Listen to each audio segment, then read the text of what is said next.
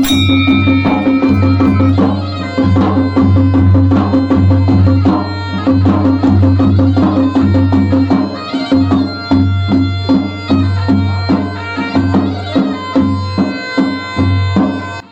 प्रति श्रद्धा थी, श्रद्धामय भाई थी, इसलिए वहां डिस्टर्ब न किया जाए, न जाया जाए। लोग नीचे से पैसा फेंक देते थे श्रद्धा के लिए।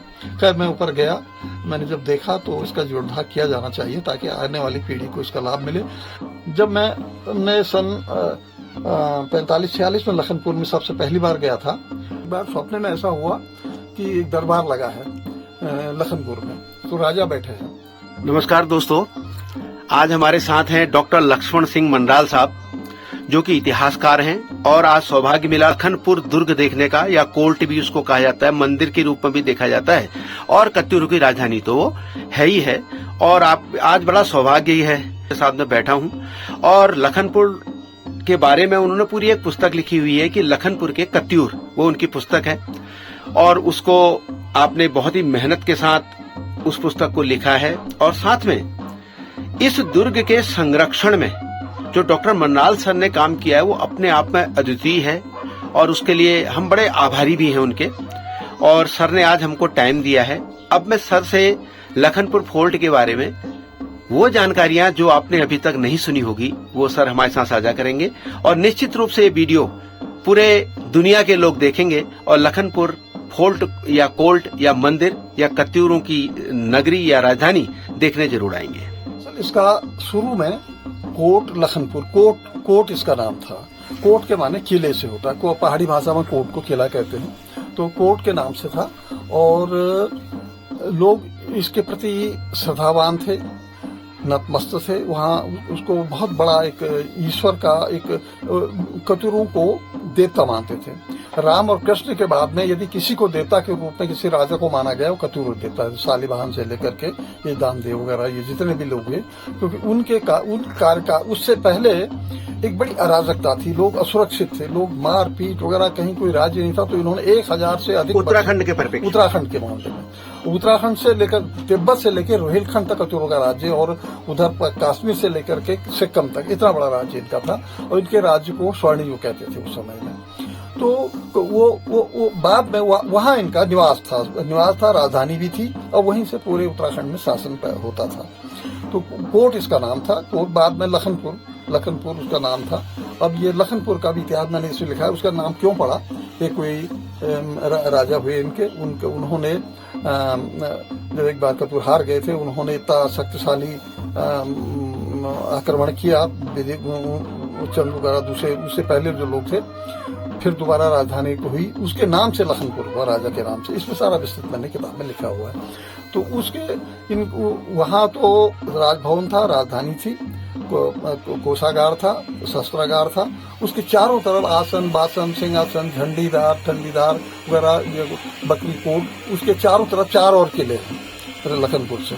उनमें सैनिक रहते थे, कहीं उनके कर्मचारी रहते थे, कहीं अधिकारी रहते थे, कहीं उनके सेवक रहते थे, नीचे थल वगैरह वगैरह, चारों तरफ इसके कुछ न कुछ था, ताकि राजधानी के अवशेष ये पता चलता है कि वो उसकी सुरक्षा के लिए अंडर सुरंग, जिसको आप सुरंग कहते हैं, अंडरग्राउंड मार्ग, रामगंगा तक पानी का बड़ा होता वहाँ। तो इसलिए पानी के रास्ते जो थे वो ऊपर से नीचे रामगंगा पर भी अभी मिलते हैं और वहाँ भी मिलते हैं। बीच में मैं 1 किलोमीटर गया, उन सुरंगों में सीढ़ियाँ बनी हुई है, और प्रकाश के लिए झरोके बने हैं, ऐसे झरोके बने हैं जिसमें बाहर से आदमी तो नहीं देख सकता, अंदर का आदमी बाहर वाले को देख सकता है। ऐसा सुरक्षा उस समय देख करके बड़ा ताजुब होता है। आज से 1000 बरस या 10-1200 साल पहले इतनी कला थी, और मूर्तियों को देख करके ऐसा लगता है कि ये कितनी ऊंची कला थी उस समय। जो देवी की मूर्ति वहाँ पर है, एक शारदा की मूर्ति आपने, सरस्वती की आपने देखी होगी खंबे में, उसको देखकर ऐसा लगता है कि कला का उत्कृष्ट योग था वो। और वो कलाकार उड़ीसा से लाए थे। उड़ीसा में ये वहाँ के राजा के यहाँ के राजा से संबंध थे, इसलिए ब्याह शादियाँ होती थी। तो ब्याह शादियों में वहाँ के कलाकार यहाँ आकर के ये सारे जो उत्तराखंड की मूर्तियाँ मंदिर बने हैं उन्होंने बनाए हैं। 9वीं शताब्दी से 13वीं में इन सारी मूर्तियों का निर्माण हुआ है। जय रंगलो गेवाड़। तो दोस्तों, अभी मैं हूँ, ये आप पुल देख सकते हैं मेरे पीछे, बहुत ही खूबसूरत चौखुटिया घाटी। और यहाँ पर जो ये पुल आप देख रहे हैं, ये भटकोट, यहाँ पर एक बहुत ही बेहतरीन, बहुत ही खूबसूरत स्थान है। तो वहां से एक पुल आगे पार की ओर जा रहा है। अभी मैं इस पुल में चल रहा हूं, आपको मैं दिखाता हूं। और आज मैं कोशिश करूंगा आपको लखनपुर कोट या लखनपुर दुर्ग या लखनपुर मंदिर, कई नामों से जाना जाता है, तो वहां पर मैं आज आपको दिखाऊंगा। कोशिश कर रहा हूं आपको लखनपुर दुर्ग दिखा पाऊं। आज देखते हैं रंगीलो गेवाड़ जो है और उसमें जो फेमस स्थान है लखनपुर दुर्ग, रंगीलो गेवाड़, बैराट घाटी, चौखुटिया घाटी, अल्मोड़ा। ये आप देख सकते हैं, ये बहुत ही खूबसूरत रामगंगा नदी। ये आप देखिए, यहाँ पर से रामगंगा नदी है, बहुत ही खूबसूरत नदी और लाइफलाइन मानी जाती है चौखुटिया जैसे खूबसूरत स्थान की में बहती हुई नदी। और आप देख सकते हैं कल कल छल छल पड़ता हुआ पानी और बहुत ही खूबसूरत वातावरण। आजकल आप देख सकते हैं कि इस रूट में बहुत ज्यादा धुंध है। उसका कारण ये है, धुंध का कारण है यहाँ पर बनू में लगी हुई आग। ये आप देखेंगे, ये चौखुटिया से मैं आया तो इस तरह का दृश्य आपको दिखेगा। ये मैं चौखुटिया से चला हूँ। यहाँ पर एक रोड चौखुटिया से जब आएंगे तो ये बाईं ओर गई है, इस रोड में हमको जाना है। और सबसे बढ़िया है, यहाँ पर एक स्टोन लगा हुआ है, वो आपको मैं दिखाता हूँ। ये आप देखिए, यहाँ से 1 किलोमीटर आगे है उटेली खान, बस ये स्टोन पिलर लगा हुआ है, इसको आप देख लीजिए। और यहाँ से आप सीधे ये बाईं ओर मुड़ जाएंगे। यहाँ से लगभग 2 से 3 किलोमीटर की दूरी पे मंदिर है। बहुत ही खूबसूरत स्थान है। आजकल जंगलों में आग लगी हुई है, मौसम थोड़ा खुशमिजाज नहीं है, नहीं तो बहुत ही खूबसूरत नजारे वहां से पूरा चौखुटिया गेवाड़ घाटी आप देख सकते हैं। ये रोड आप देख रहे हैं, ये रोड मैं चौखुटिया से आया हूँ। ये रोड सीधे चली गई, आप देखिए, ये गाड़ी आई, ये गाड़ी सीधे चली गई। हमको बाईं की ओर जाना है, ये गए। इस रोड में लगभग 2 किलोमीटर आगे आपको लखनपुर का बोर्ड मिलता है, लोहे का बना हुआ गेट, जो मैं अभी आपको दिखाऊंगा। उस गेट पर आप अपनी गाड़ी को खड़ी कर सकते हैं और वहां से फिर लगभग 500 मीटर की ऊंचाई पर बहुत ही खूबसूरत स्थान आपको देखने को मिलता है। तो आज मैं आपको दिखाऊंगा लखनपुर मंदिर, लखनपुर किला, लखनपुर कोर्ट, जिसका अपना एक सांस्कृतिक और ऐतिहासिक महत्व है। मैं कोशिश करूंगा कि यहाँ की एक एक चीज आपको दिखाऊं। और ये चौखुटिया जो गेवाड़ घाटी है, बहुत ही सुरम्य, रामगंगा नदी उसकी खूबसूरती में 4 चांद लगाती है। वहां से लगभग 4 किलोमीटर दूर ये स्थान है और लगभग 2 किलोमीटर आपको कच्ची रोड में आना होता है। हालांकि लोग बाग यहाँ कार लेके भी आते हैं, अपनी बाइक लेके भी आते हैं, लेकिन फिर भी आप जब भी सड़क पर चलें तो पूरी सावधानी बरतें। आप देखिए, मेरे पीछे आप देख सकते हैं लखनपुर लिखा हुआ है। ऊपर इसके शिखर में आप देख सकते हैं तो वहां पर एक फोर्ट है जो कत्यूर राजाओं की राजधानी मानी जाती है। तो आज देखेंगे कि कैसा है ये कोर्ट, कैसा है ये मंदिर, कैसा है ये किला। आइए चलते हैं लखनपुर कोर्ट, चौखुटिया, अल्मोड़ा, उत्तराखंड। यहाँ से लखनपुर का रास्ता आरंभ होता है और आगे विस्तार से आपको पूरा किला हम दिखाएंगे। पूरा वीडियो आप देखते रहिए। और आप देखिए, यहाँ पर स्टार्ट में ही हमको भगवान दर्शन होते हैं और हम आगे बढ़ते हैं घंटा ध्वनि के साथ। की सुरक्षा के लिए 4 किले बनाए थे, झंडीधार, छिपलीकोट, बकरीकोट, दूधाकोट। ऐसा तो सबसे ऊंची झंडी कोट है। झंडी कोट से इस किले की सुरक्षा भी होती थी और जरा गहरा है और झंडी कोट ऊंचा है। झंडी कोट से गढ़वाल के दिवाली खान और इधर हमारे बागेश्वर के साइड के ऊंचे पहाड़ कपकोट के, और नीचे मानिला, और इधर गैरसैंण और गेवाड़, चौखुटिया के तो लगभग दूनागिरी वगैरह, ये सारा अल्मोड़े के कुछ पहाड़, ये वहां से सब दिखाई देते हैं बड़ा।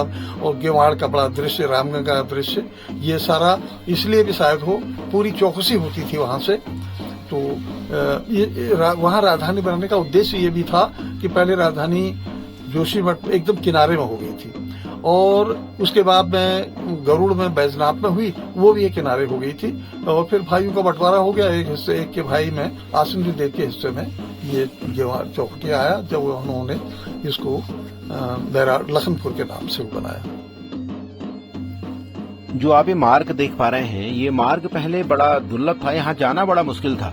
लोग बाग इस दुर्ग में जाते नहीं थे। कुछ भय का वातावरण भी उस समय, इस तरह की किंवदंतियां आती हैं कि वहां पर लोग जाने से डरते थे। तो अभी बाद में डॉक्टर मनराल सर अभी आपको विस्तार से बताते रहेंगे बीच बीच में कि किस प्रकार से इसका जीर्णोद्धार किया गया, यहाँ पर जाना सुगम किया गया। ये सामने आप देख सकते हैं, ये घुड़साल आप सामने देख सकते हैं, इसको अभी आपको थोड़ी देर में दिखाएंगे। और नीचे एक यहाँ पर ये कुंड बना हुआ है, थोड़ा नीचे चल के ये आप देखिए, इस तरह से कत्यूर कुंड इसमें लिखा गया है, आप देख सकते हैं। यहाँ पर सीमेंट से बाद में इसको बनाया गया है ताकि पानी इत्यादि यहाँ पर इकट्ठा हो सके। और यहाँ पर आगे तीखी चट्टान आप ऊपर अभी देखेंगे, इसी के ऊपर दुर्ग स्थित है, वो स्थान स्थित है, अभी आप उसको देख पाएंगे। तो अभी मैं आपको दिखाता हूँ।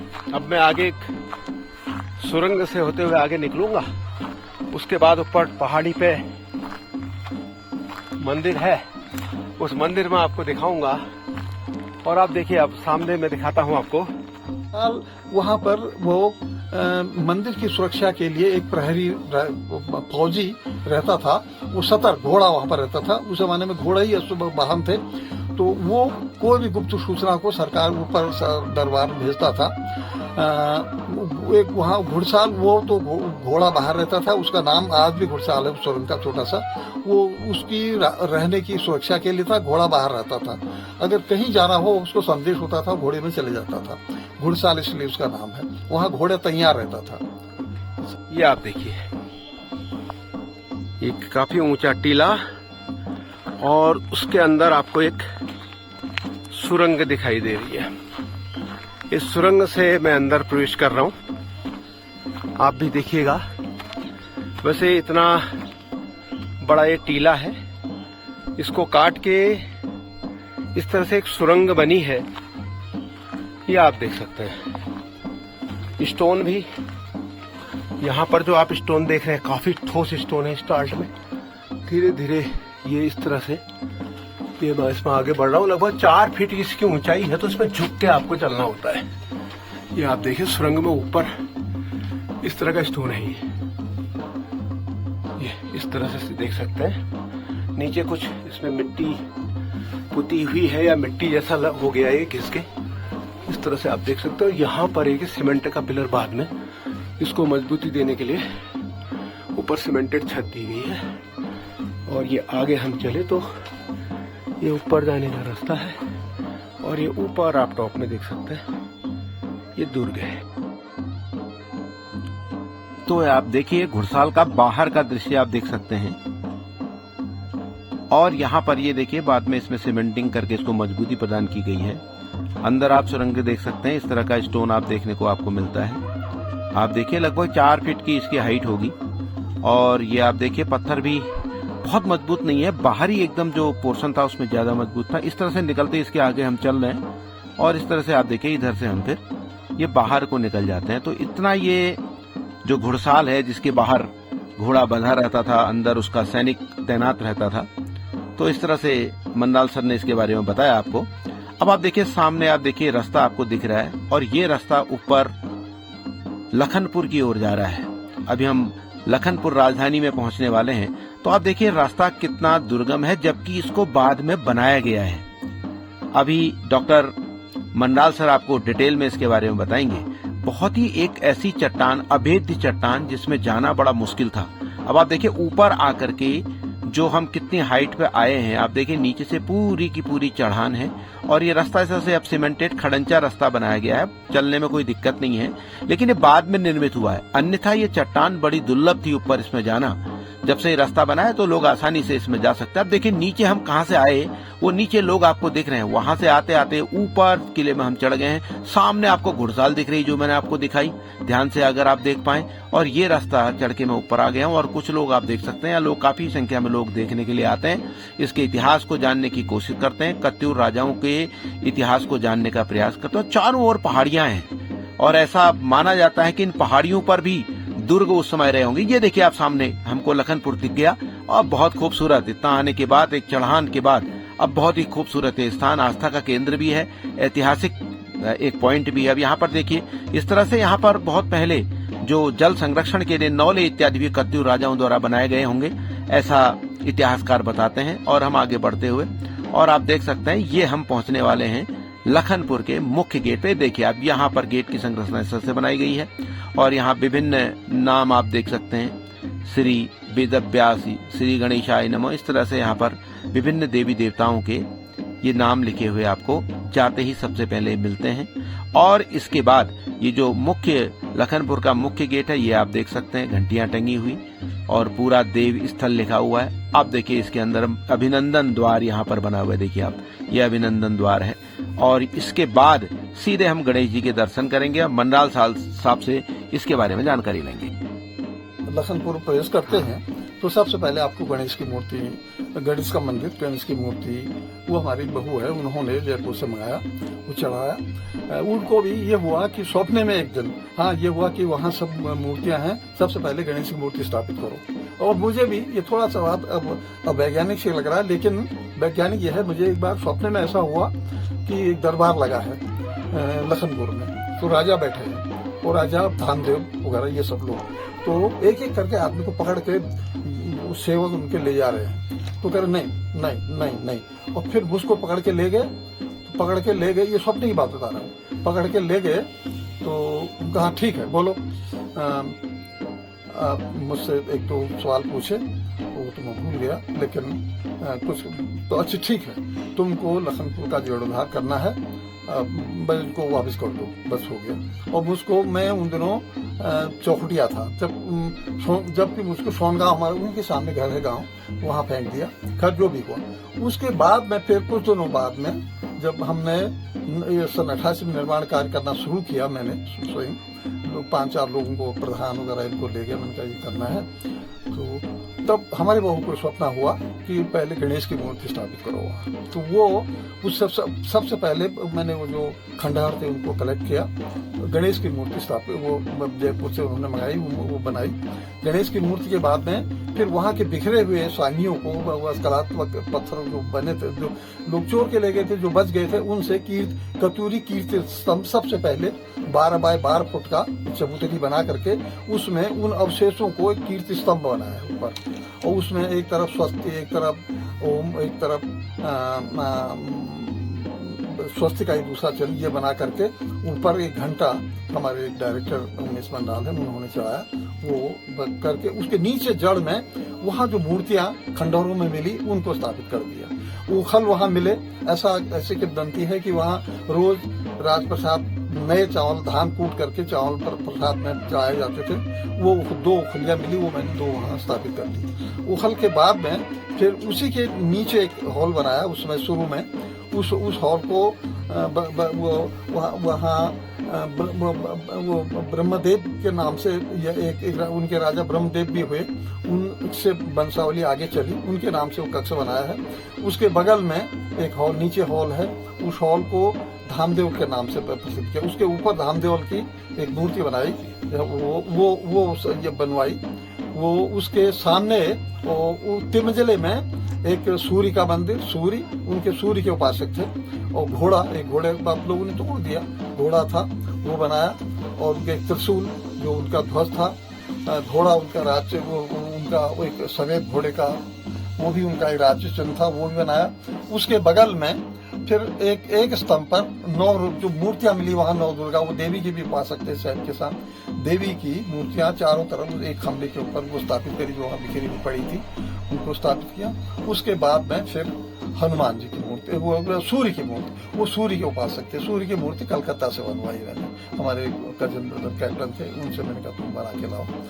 उसके बाद में फिर हनुमान जी की मूर्ति वहीं बनवाई, उसको 2-3 महीने लगे, 2-3 क्विंटल उसमें लोहा सरिया वगैरह वो सब वही बनाई। उसके नीचे गायत्री, वो गायत्री के उपासक थे, क्योंकि सूर्य को के उपासक थे, सूर्य का देवता गायत्री है, इसलिए गायत्री की पंचमुखी मूर्ति उसके नीचे अंडरग्राउंड की। और उससे नीचे अंडरग्राउंड जमीन में एक लक्ष्मण की मूर्ति, में जब रामेश्वर गया, रामेश्वर से लक्ष्मण की मूर्ति, वहाँ एक मंदिर में बहुत सी मूर्तियां वहाँ लक्ष्मण की लोग चढ़ाते। जैसे ही हम मंदिर के अंदर प्रवेश करते हैं तो दाईं ओर गणेश जी स्थापित हैं, आप देख सकते हैं, नीचे सीढ़ियां, इस तरह से आप देखिए, ये सीढ़ियां बनी हुई, और ये सीढ़ियों के बाद अब अभी आप देखेंगे, आप गणपति जी के दर्शन करेंगे। ये उनका मुख्य द्वार, मुख्य द्वार के अंदर जय श्री गणेश जी महाराज, ये सामने गणेश जी स्थापित हैं, और ये मंदिर उनका पूरा ये बना हुआ है मुख्य द्वार पर, जो कि लोग जाते हैं तो सर्वप्रथम गणेश जी के दर्शन करते हैं। और चौखुटिया ग्वाड़ बेल्ट में ये गणेश जी अपने आप में फेमस है। अब आप देखिए इस तरह से ये दीवारें, प्राचीन दीवारें दिखाना चाहूंगा आपको, जो बहुत पुराने पत्थर हो सकता है, नीचे कुछ अवशेष होंगे वो यहाँ पर होंगे, बाद में इसका जीर्णोद्धार किया गया है। तो इस तरह से आप देख सकते हैं विजय स्तंभ यहाँ पर आप देखने को आपको मिल जाते हैं। आप देखिए बहुत ही शानदार ये बनाए गए हैं, बहुत सारे अवशेष यहाँ पर हैं, लेकिन उसके बाद आप देखिए बनाए गए हैं ये पुरानी मूर्तियां। आप देखिए श्री नरसिंह देवता जी की ये मूर्ति आप देख सकते हैं यहाँ पर, ये आप देखिए बहुत प्राचीन अवशेषों के रूप में जो भी यहाँ पर है वो आप देख सकते हैं। आप देखिए अभिनंदन द्वार के ऊपर ये विजय स्तंभ यहाँ पर बहुत ही बेहतरीन ये बना हुआ है। आप देखिए इस तरह से, इस तरह की संरचनाएं, और यहाँ पर आप देखिए लिखा हुआ है।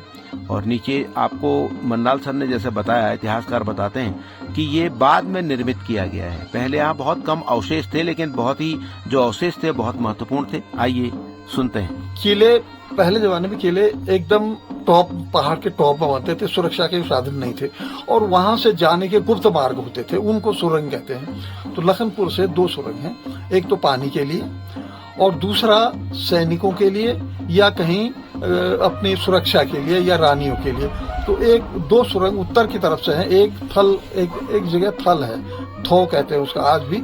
तो वो करीब 5000 वर्ग फीट का एक फील्ड बनाया गया है जहां उनके सैनिक रहते थे। लखनपुर से ठीक नीचे 1 किलोमीटर नीचे लगभग। तो वहां से वहां तक वो सुरंग दोनों तरफ अब भी है। मैं उसके अंदर गया, उसमें खड़े खड़े आप भी जा सकता है, और 4-6 फुट चौड़ी, 6 फुट ऊंची, और सीढ़ियां बनी है नीचे तक। वो दूसरी पानी के लिए था, रामगंगा के लिए, क्योंकि वहां पानी का अभाव था और दुश्मन जो भी आते हैं सबसे पहले पानी पर अवरोध करते थे, इसलिए रास्ता बनाने के लिए उन्होंने गुप्त सुरंग बनाए थे। उस जमाने में इतना हार्ड रॉक, कोई मशीन नहीं, कोई कुछ नहीं, घन और संगल के अलावा, चेनी के अलावा। और तब उस युग को प्रणाम करना पड़ता है कि इतना कैसे उन्होंने तब इतने हार्ड रॉक को बना दिया। तो वो हैं, आज भी हैं, और वो अब भी हैं, वो सुरंग हैं। लखनपुर में आप इस तरह से देखिए, बहुत ही शानदार इसको बनाया गया है, बहुत ही खूबसूरत बनाया गया है। आप देखिए इस तरह से छत आप देखिए, और यहाँ पर श्री कृष्ण भगवान के दर्शन आप कर पाएंगे। इस तरह से ये मुरली वाली भगवान जी की यहाँ पर मूर्ति स्थापित है, आप देख सकते हैं। और काफी प्रयास किया गया है कि बहुत ही शानदार मंदिर को बनाया जा सके। ये आप देखिए इस तरह से, ये आपने देखे 2 स्तंभ, अभी ये विजय स्तंभ बीच में आप देखिए, इस तरह की बीच में आप देख सकते हैं। यहाँ पर मध्य में आपको कई छोटे छोटे देवी देवताओं के मंदिर भी देखने को मिल जाते हैं, और बहुत ही खूबसूरती से इसको इतिहास के साथ जोड़ करके बाद में निर्मित किया गया है। तो आप ये देख सकते हैं विजय स्तंभ आप देखिए इस तरह से, और ये बहुत ही ऐतिहासिक यहाँ पर आप देख सकते हैं। बहुत पुरानी घंटियां लोगों की चढ़ाई हुई है। नीचे जो आप स्टोन देख सकते हैं, बहुत प्राचीन शिलाएं यहाँ पर हैं जो अद्भुत हैं, देखने लायक हैं, अपने आप में इतिहास बताती हैं। और बहुत सी यहाँ पर हमको शांगियां मिल जाती हैं, यानी पत्थर शिलाएं मिल जाती हैं, जो पुराने दुर्ग के अवशेष यहाँ पर देखने को मिलते हैं। वो अपने आप में बहुत ऐतिहासिक हैं। जयदेव लिखा हुआ है आप देख सकते हैं, और सबसे ऊपर वहां पर एक बहुत बड़ी घंटी, इसको मैं चारों तरफ से आपको दिखाता हूं। तो यहाँ पर आप देखिए ये ओम लिखा हुआ आपको देखने को मिल जाता है, और मैं फिर इसको दूसरी तरफ आपको दिखाऊंगा। तो यहाँ पर आप देखेंगे स्वास्तिक का यहाँ पर चिन्ह बना हुआ, बहुत ही खूबसूरत ये यहाँ पर बनाया गया, ये दूसरी तरफ दिख जाता है। इस तरह से प्राचीन अवशेष देखिए, ये बहुत ही ऐतिहासिक चीजें हैं जिन पर शोध कार्य किया जाना बाकी है। बहुत ही प्राचीन मूर्तियां यहाँ पर देखने को मिल जाती हैं, और कुछ बाद में मूर्तियां यहाँ पर रखी गई हैं या पूजा सामग्री की वस्तुएं रखी गई हैं। भक्त भी यहाँ पर आते रहते हैं। और आप इस तरह से देखिए, यहाँ पर ये स्वास्तिक आपने देखा, ऊपर एक बहुत बड़ा घड़ियाल, ये आप देखिए बहुत ही खूबसूरत बना हुआ। जब मैं सन 45-46 में लखनपुर में सबसे पहली बार गया था, तो लगभग किला आधा ध्वस्त हो चुका था, बाकी थे बहुत से कमरे थे, 36 कमरे थे, 3 मंजिला कमरा था, कुछ 3 मंजिल थे, और फिर उसके 10-15 साल बाद गया तो बिल्कुल तोड़ दिया गया था। उसके बाद फिर 10-5 साल बाद गया तो बिल्कुल रुपए में 2 आने भर भी नहीं रहा। मैंने सोचा कि ये भी अवशेष लोग सब ले जाएंगे चोर करके। फिर मैं वहाँ उनको धीरे धीरे कलेक्ट करना शुरू किया। बड़ी बड़ी छांगियाँ तो अपना 6-6 फुट की मूर्तियां बहुत सी बिखरी हुई, कुछ मूर्तियां जो थी लोग चोर के ले गए। और लोगों ने पहले तो भय के मारे जाते नहीं थे, लेकिन बाद में धीरे धीरे करके उन्होंने उसका वहां से चोरना शुरू किया। तो मैंने उनको कलेक्ट किया। फिर उसके बाद में मैं उसके निर्माण में सबसे पहले सन 88 में कुछ अपने साथियों को लेके गया। तो सब ने भाई उनके प्रति श्रद्धा थी, श्रद्धामय भाई थी, इसलिए वहां डिस्टर्ब न किया जाए, न जाया जाए। लोग नीचे से ही पैसा फेंक देते थे श्रद्धा के लिए। खैर मैं ऊपर गया, मैंने जब देखा तो इसका जीर्णोद्धार किया जाना चाहिए ताकि आने वाली पीढ़ी को इसका लाभ मिले। मैं लगातार तब से लेके सन 95-96 तक लगभग 9 वर्षों तक करीब करीब 444 बार वहां गया। मैंने सब नोट किया है। हर दिन रोज 9 सालों तक 9-10 मजदूर लेबर रोज लगे रहते थे। और वो पानी नीचे ब्रह्मदेव नौला, जो इनका नौला था, वहां से हम पानी ऊपर ले जाते थे। 1 कनिस्टर पानी 4 रुपए में बैठता था उस जमाने में। तो 100 से ज्यादा कट्टा सीमेंट लगा और 100 से ज्यादा गाड़ियां सामान वहां ले जाने में लगा। तो खैर जो भी हुआ, लेकिन वो 444 दिन गया और उसमें मैं यहाँ से 1.5 घंटे वहां पहुंच जाता था। 2 घंटे काम लेबरों के बराबर लगातार लेबर रहती थी, उनको पैसा देना, सामान देना, इसके लिए जाना पड़ता था। तो वो लगातार 9 साल तक मैं वहां गया। और 9 साल में हमने उसके बाद में 2 मेले प्रारंभ किए जन्माष्टमी शिवरात्रि के। उसमें हजारों लोग आते थे। राव जी कई बार आए, मंत्री के रूप में भी आए, मुख्यमंत्री के रूप में भी आए, और बहुत से सांसद वगैरह आए। जिला भर के शिक्षकों का जो ट्रेनिंग होती थी मैं उनको वहां ले गया। तमाम यहाँ के कम से कम हजारों छात्र वहां गए। इतिहास के लोग आज भी उससे कुछ से प्रेरणा लेकर के, वो ऐसा युग था, इतना कठिन युग था, तब भी लोगों ने इतना हार्ड रॉक में इतना काम किया, इतने सुरंग बनाए, इतनी बिल्डिंगें बनाई। दूर दूर के जो पत्थर थे वहां के थे ही नहीं, कहाँ से न लाए। तो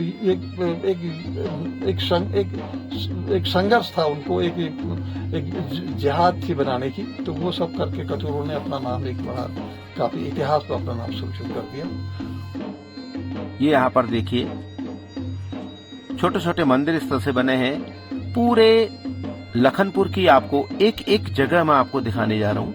इस तरह के शिवलिंग आप देख सकते हैं। ये प्राचीन मूर्तियां हैं, ये आप देख सकते हैं, जो इतिहास को बयां करती हैं, उस समय की धार्मिक भावनाओं को बयां करती हैं, उस समय के भगवान के प्रति आस्था को बयां करती हैं। इस तरह से आप देखिए, यह अवशेष के रूप में मूर्ति यहाँ पर आप देखने को मिलती है। बस कोशिश कर रहा हूँ कि आप पूरे अच्छे ढंग से इनको समझ पाएं और ये कलाकृतियों को समझने की कोशिश करें कि कितना शानदार आर्ट उस समय रहा होगा, कितनी खूबसूरती इस आर्ट में देखने को मिलती है। इस तरह से गायत्री मंत्र यहाँ पर लिखा हुआ, और ऐसा माना जाता है कि इसके अंदर पहले से बहुत संक्षेप में इसको लिखा गया था, तो बाद में इसको और क्लियर करके लिख दिया गया।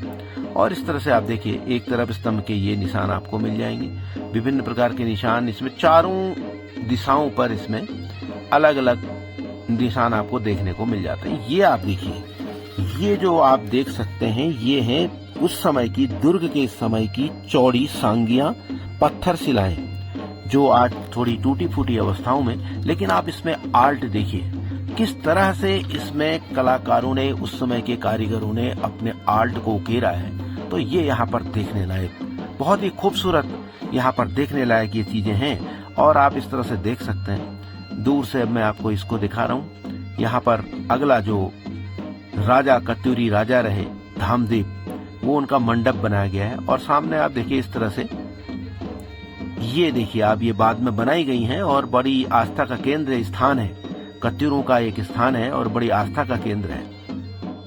निर्माण कार्यों में यहाँ से 5 किलोमीटर लखनपुर होता है, और जिसमें 2 किलोमीटर तो एकदम खड़ी चढ़ाई है।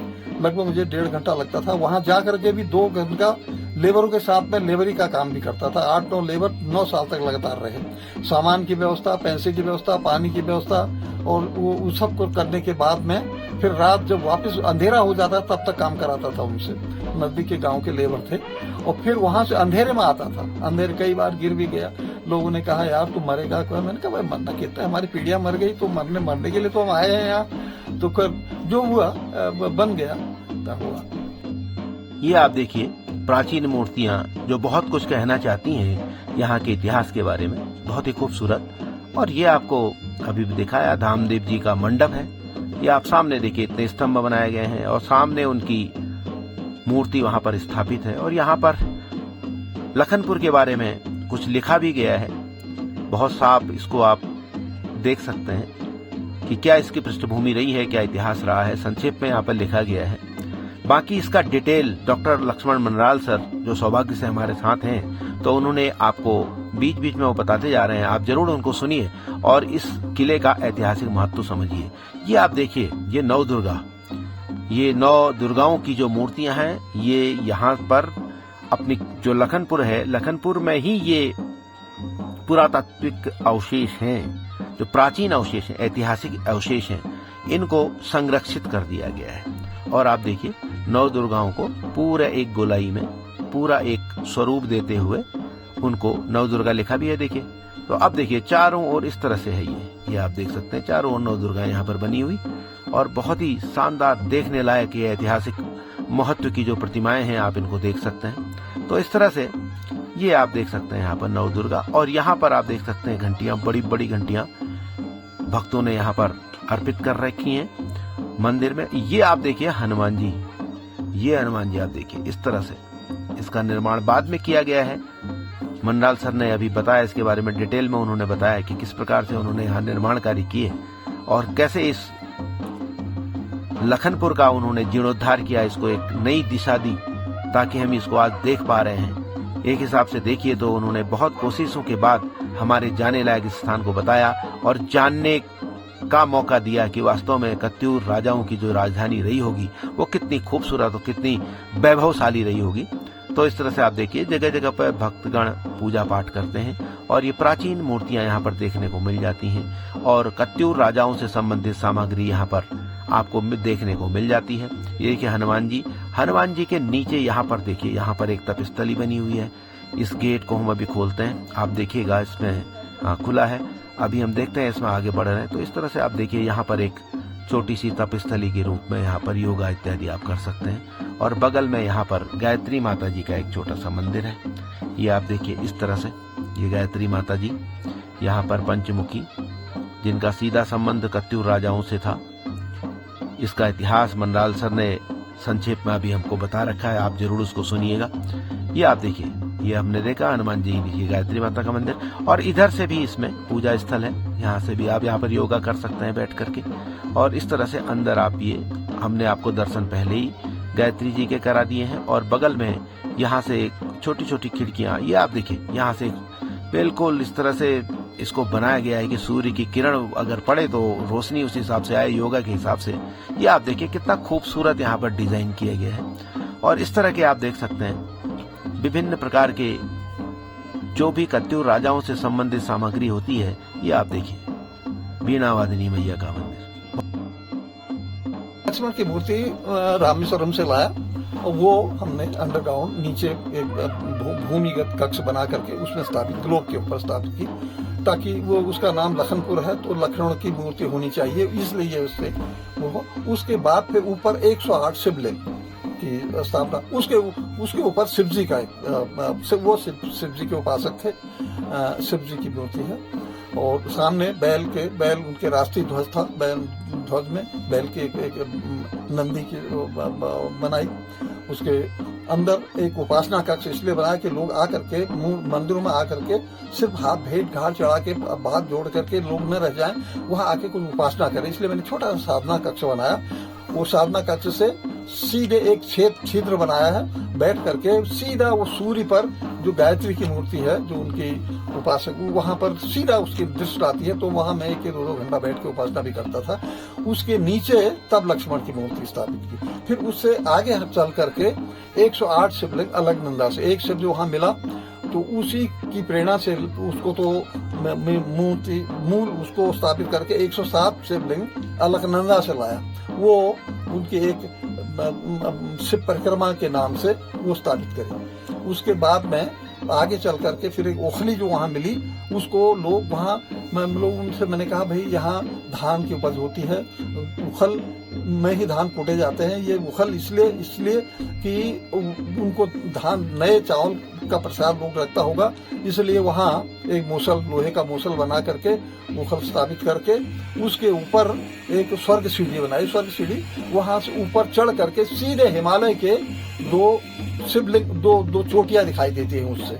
वो चोटी, एक शिवजी एक पार्वती का प्रतीक मान करके वो वहां से दिखा। उसमें जब 3 मंजिले में चढ़ते हैं तब दिखाई देता है 3 उसके ऊपर, इसलिए उसको स्वर्ग सीढ़ी मैंने उसका नाम दिया है। तो ये, और थोड़े बच्चों के रिक्रेशन के लिए घुसघुसी थोड़ी सी बनाई है ताकि लोग आकर्षण हो। गेट कुछ बनाया, कुछ और छोटी मोटी चीजें ऐसी। लोगों का एक श्रद्धा तो है ही है, लेकिन श्रद्धा के साथ कुछ आकर्षण भी हो, मन को मनोरंजन भी लगे, अच्छा भी लगे। तो ये इसलिए कुछ और जो चीजें हैं वो जोड़ी हैं, वहाँ की सब चीजें वहीं की थी। इसलिए थोड़ा एक 9 साल लगे उसको बनाने में। और लगातार हम जन्माष्टमी से शिवरात्रि पर मेला वहाँ 2 करते रहे, 1000 लोग उसमें आते थे। अब भी होता है, लेकिन मैं अब अपने शादी की वजह से मैं 50 मेले वहाँ मैंने किए। उन 50 मेलों में नेता भी आए, दूसरे लोग भी आए, बहुत से वो हुआ, रावत जी कई बार आए, मिनिस्टर्स आए। तो लोगों को बड़ा, और पर मैं एक बार जिला के सारे शिक्षकों का मैं शिक्षक सम्मेलन करा जिले के, उसमें यहाँ ट्रेनिंग हुई थी, तो मैं उनको ले गया वहाँ। और अधिकांश हमारे चौखटिया ब्लॉक के, दोराहट के भी उसके ब्लॉक के कई स्कूलों को वहाँ ले गया कि आप देखिए यहाँ से गेवाड़ का दृश्य या चौखटिया, ये घाटी का, बैराट का कितना सुंदर, आमदन का दृश्य कितना अच्छा लगता है। शायद वो इसीलिए वहाँ ये बसे हों कि यहाँ से दृश्य चारों तरफ अच्छा लगता है। तो एकांत और कुछ उपासना के लिए, साधना के लिए, ये एक प्राचीनता को वर्तमान में लाने के लिए वे बहुत सा, उसमें जो संभव था, और उन्होंने उस युग में एक अस्थिरता को स्थिर में देने के लिए जो राज्य स्थापित किया था, उसको लोगों को बताने के लिए ये थोड़ा सा 8-9 साल मुझे लगे। 4-5 लाख का उसमें खर्च हुआ उस समय। और अब लोग बहुत दूर दूर के आते हैं, कई लोगों ने उसमें PhD कर ली, लोग आते रहते हैं। तो मनराल सर ने जैसा कि बताया, नाम लखनपुर है तो यहाँ लक्ष्मण जी जरूर होने चाहिए। तो इस तरह से आप देख सकते हैं अंदर, ये जमीन के अंदर है, यहाँ पर जमीन के अंदर सुरंग है, उसके अंदर हम जा रहे हैं। और यहाँ पर एक ग्लोब है, और इसके बगल में आप देखेंगे, यहाँ पर आप देखिए, इसके ऊपर लक्ष्मण जी स्थापित हैं। और वो स्वयंभू लक्ष्मण जी यहाँ पर हैं, जो जमीन के अंदर ही बनाया गया है। और यहाँ से हम अभी बाहर निकलते हैं, तो बाहर निकलने के लिए दूसरे रास्ते से हम अब यहीं से आगे को हम चल करके, यहाँ से इस तरह से सीढ़ियां, अब ऊपर को सीढ़ियां होंगी। यहाँ से एक झरोखा भी बनाया गया, हर जगह प्रकाश की व्यवस्था का ध्यान दिया गया। ये आप देखिए, ये सीढ़ियों से फिर हम बाहर की ओर आ जाते हैं। और इस तरह से हमें, इससे लखनपुर नाम है, तो ये लक्ष्मण जी का स्थान पर बाहर आ गए। ये आप देखिए, यहाँ से हम गए थे ऊपर, आप देखिए जमीन के अंदर है वो। अब घूम के आए, और वहां से जाने के बाद यहाँ से हम बाहर निकले। ये वाला जो स्थान है, यहाँ से हम बाहर निकल जाते हैं। मुझे मिले, उसमें लगभग 11वीं और 12वीं शताब्दी में यहाँ कतूर आ गए थे। भाइयों का बंटवारा होता गया, कुछ लोग सुई, बाराबंडल या दूसरी तरफ, या दोराहाट या जोशीमठ में ऐसे रहे। तो 11वीं से लेकर के 13वीं शताब्दी तक तो राजुला, यहाँ की जो मेन वो हुई राजुला मालूशाही की घटना। और एक दूसरी जो घटना यहाँ हुई, वो कतुरु की लड़ाई हुई थी इनसे, तिब्बत वालों से। वो यहाँ की 2 बहुत बड़ी घटना हुई है, जिससे ये बहुत प्रसिद्ध हुआ। विशेषकर राजुला का जो प्रणय गाथा हुई, जिसने कुमाऊं को एक इतिहास के पन्ने में जोड़ दिया, वो यही घटना हुई। और वो भी 13वीं-14वीं शताब्दी के बीच में। आगे आप देखेंगे, यहाँ पर नंदी जी आपको देखने को मिल जाते हैं। और यहाँ की सबसे खूबसूरती है इन शिवलिंगों में। यहाँ पर 108 शिवलिंग हैं और ये आप देखिए मुख्य शिवलिंग है और इस तरह से आप 108 शिवलिंगों को यहाँ पर देख सकते हैं। ये बहुत ही दर्शनीय और बहुत ही ऐतिहासिक लगता है और बहुत ही खूबसूरत, ये एक 4 चांद लगा देता है दुर्ग की सुंदरता में। राजा था 1488 तक यहाँ कतुरों का आखिर राज्य रहा। राज बिखरता गया, उसके बाद में चंदों ने पूरा शासन कर लिया। चंदों के बाद में गोरखे, अंग्रेज, ये सब चलता रहा, लेकिन उनका यहाँ करीब करीब 250-300 साल तो उनका राज यहाँ से रहा और बाकी 1000 से अधिक वर्षों तक पूरे उत्तराखंड में कतुरों का राज्य रहा। ये आप देखिए बहुत ही खूबसूरत स्थान लगता है। इस तरह से शिवलिंग आप देख सकते हैं और इसके अंदर जाने के लिए रास्ता देखिए, हम उस रास्ते से आगे बढ़ रहे हैं। ये देखिए यहाँ से गए, इस तरह से शिवलिंग को आप दर्शन करते हुए इस तरह से आप जाएंगे। आप देखिए पूरा का पूरा मार्ग, बहुत इजीली आप उसके अंदर प्रवेश कर सकते हैं। इस तरह से मार्ग बनाया गया और आप शिवलिंगों के दर्शन कर सकते हैं। इसमें मात्र एक शिवलिंग ऐसा है जो यहाँ पर प्राचीन है, जो यहाँ पर ऐतिहासिक रूप से मिला है। बाकी शिवलिंग बाद में स्थापित किए गए हैं और दुर्ग को एक नया स्वरूप दिया गया है, राजधानी को एक नया स्वरूप दिया गया है और ज्यादा से ज्यादा लोग यहाँ पर इन शिवलिंगों के दर्शन भी करते हैं, क्योंकि ये मंदिर भी है, आस्था का केंद्र है। तो बहुत ही खूबसूरत है स्थान और आस्था का भी ये स्थान है। आप इस तरह से देखिए, ये तुलसी शिवलिंग शालिग्राम इस तरह से लिखा हुआ, ये शिवलिंग है। आप देखिए मुख्य शिवलिंग के ऊपर से आप इसका दर्शन कर सकते हैं और इस तरह से सामने से आप देखेंगे तो इस तरह की शिवलिंगों की एक कतार दिखती है और बहुत ही आस्था का केंद्र। लोग यहाँ पर पूजा अर्चना करते हैं, दर्शन करते हैं, अपनी आस्था व्यक्त करते हैं। यहाँ पर ये आप देख सकते हैं टावर, इस तरह से आप देखिए, इस तरह से आप देख सकते हैं। ये आप देखिए, ये इस तरह से टावर है यहाँ पर बना हुआ और यहाँ आप देख सकते हैं यहाँ पर एक हवन कुंड बना हुआ है। यह आप हवन कुंड देखिए और यहाँ पर बहुत प्राचीन मूर्तियां आपको देखने को जगह जगह पर मिलती हैं, जो इस स्थान के इतिहास को बयां करती हैं, बखान करती हैं इतिहास को, आज 11वीं 12वीं शताब्दी के इतिहास को। ये आप देखिए गणेश जी, ये प्राचीन मूर्तियां यहाँ की जो संरक्षित की गई हैं और आप देखिए बहुत ही लोग बाग पूजा अर्चना नहीं। ये यहाँ पर ओखली है, यहाँ पर धान कूटे जाते हैं, उसी को प्रसाद माना जाता है। बहुत ही खूबसूरत।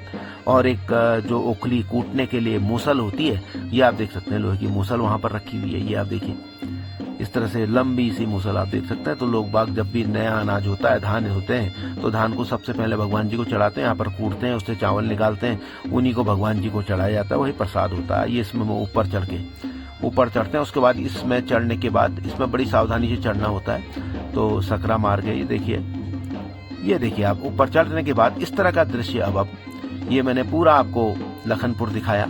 आप देखिए नीचे शिवलिंग मैंने आपको दिखाए थे और जहाँ पर ये लोटे इत्यादि से कलश बनाया गया ऊपर, तो उसके नीचे ये हवन कुंड था।